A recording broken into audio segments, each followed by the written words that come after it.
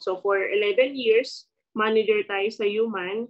Okay, so nag-start ako ng alam mo yung pananaw na pagka supervisor ka, manager ka, ano po yung usually naisip natin, mataas yung sahod. Pero dito sa Pilipinas po, sobrang baba lang po. No? Actually, kung kailan pa yung time na mataas na yung position mo, manager ka na, dun ka pa walang money. Oo. So, asan yung money sa pagiging manager? No? So, nabaon pa tayo sa utang. And dito na rin yung time mentors. I think pang 5 years ko sa company. Okay, ito na yung time, 5 years o 6 years ko sa company. Ito na yung time na kung saan nagkasakit tayo. No? Si Mentor Naomi po is masipag.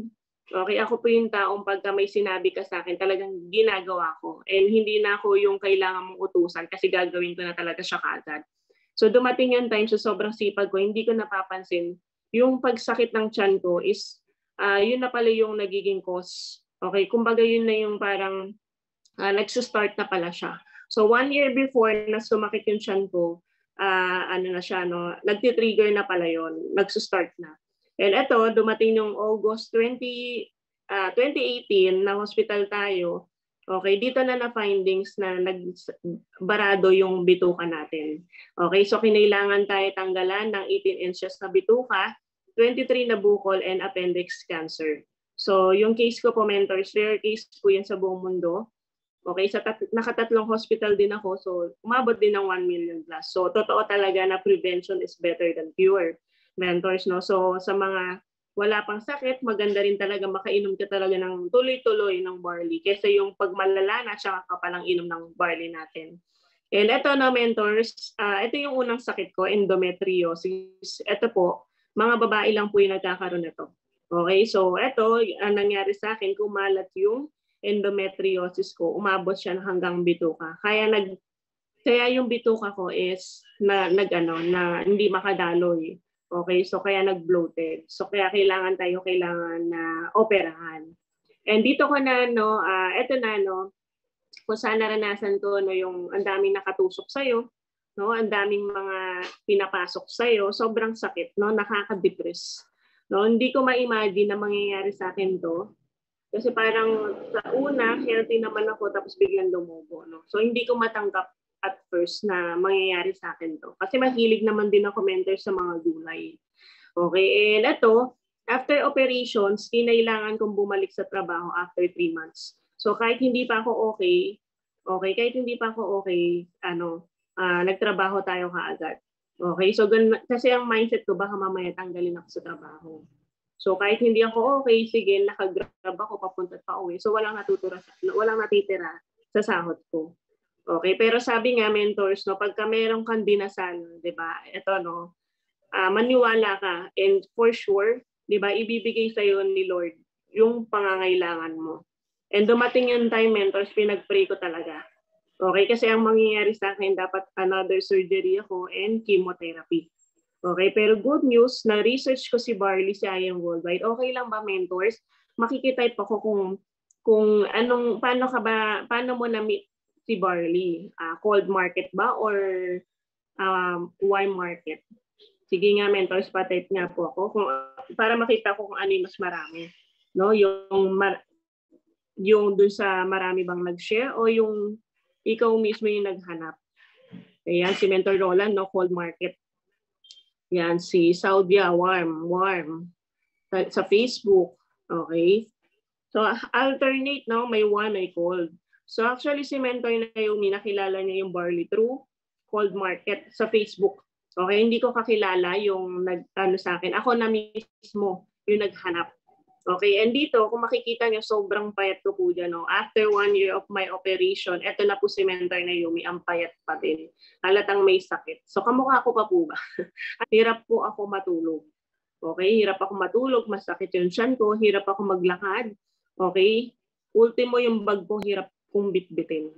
Diba? And ayun, so sabi ko, kailangan ko ng makakatulong sa akin. And alam niyo, mentors, ang dami ko ng mga na-try na food supplements na mas mahal pa, pero hindi rin naging effective.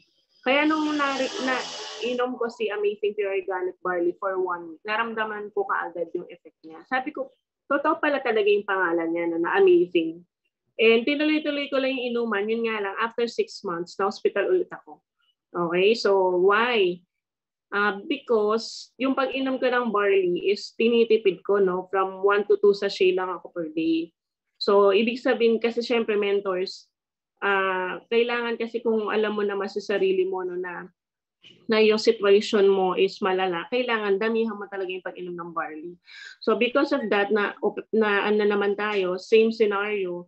Pero ito kasi, ito pa lang, nung time na sumasakit na yung tiyan ko, dun pa lang ako nag-6 sachet. So pagdating ko ng PGH, dun pa lang siya umepekto, nilabas na niya yung nasa loob ng tiyan ko. Kaya ito mentors, no, kung ikaw, ito ha, pasintabi po sa mga kumakain.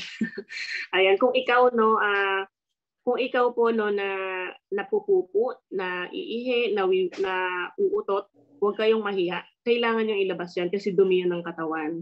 Okay, so ako kasi pagka ako hindi napupupo sa isang araw, hindi na uutot, delikado po sa akin yun. Okay, so wag po kayong mahihiya. Kaya pag si Mentor Naomi no, na nakatabi nyo at bigla ko kayong naututan, wag po kayong magalit. Kasi bawal po si Mentor Naomi na mag-keep ng utot. Oh. Ayan. And alam nyo, men, dito kay I Am Worldwide. Pero alam nyo, ito yung kumurot sa heart ko. Si Mentor Ryan po is isa po sa mga uplines din po natin na kung saan taga Bulacan po. No? Imagine niyo no, dinalaw niya tayo sa ospital. Diba? So sabi ko, bakit ako kailangan dalawin pa nito? Business partner lang naman kami, hindi naman kami as family. Parang gano'n, di ba? Ang usually na dumadalaw sa akin is mga pamilya ko, kaibigan ko. And doon ko na-appreciate yung mentor na to. Nasabi ko, ganito pala ako kahalaga sa taong to. Di ba? Kaya, alam niyo mentors, ito lang ha. Pag ikaw binibigyan ka ng time ng mga mentor mo, i-appreciate mo yan. Kasi hindi lahat ng mentors na bibigyan ng time. Sa Mentor Naomi, doon na, no, na nag-start na talaga mag-inom ng barley and dumating yung time na nag-pandemic. Okay, so nabanggit ko kanina, di ba, manager tayo ng human. So since nasa mall tayo, okay, nung nag-pandemic, wala na po tayong trabaho. Kasi bakit? Hindi naman po necessity ang damit. Diba? So doon na po ako nagkaroon ng interest. Actually, part-time ko lang ginagawa si I Am Worldwide. Nag-start po ako, okay, sa selling. Okay, and sabi ko sa selling, okay, mabubuhay na ako. Okay, pero dumating yung time, mentors, na nawalan tayo ng work for the meantime and nag-attend tayo ng Zoom.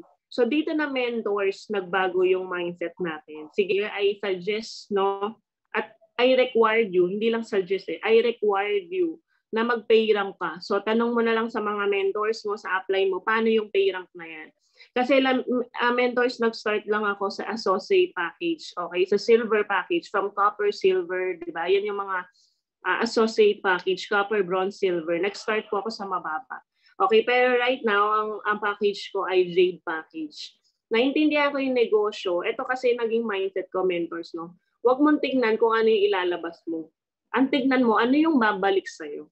Kasi marami sa ating mentors, ang nakatingin, ay, ang laki ng ilalabas ko. Hindi mo tinignan kung ano yung babalik sa'yo. And because mentors, ang tinignan ko, ano yung babalik sa akin? Eto na po, no, yung inani natin. Imagine mo, no, sa Give Me 5 times 10, just for you ng gold, 6 times. Diba?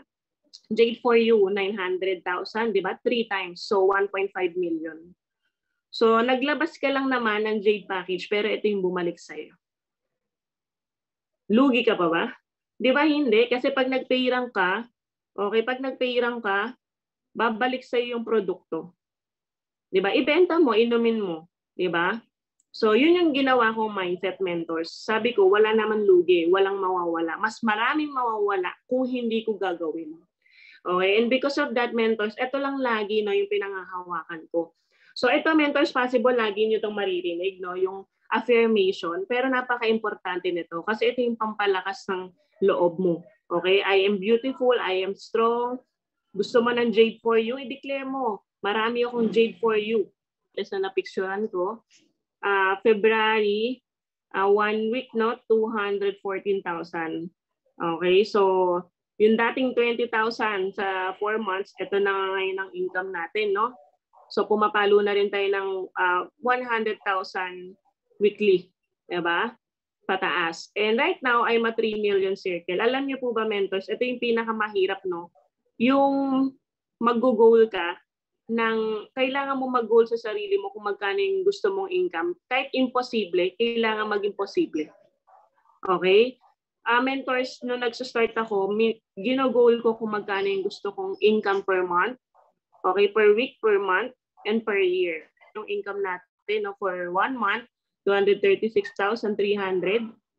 Okay, and noong August, ito naman yung income natin, no, 309,700.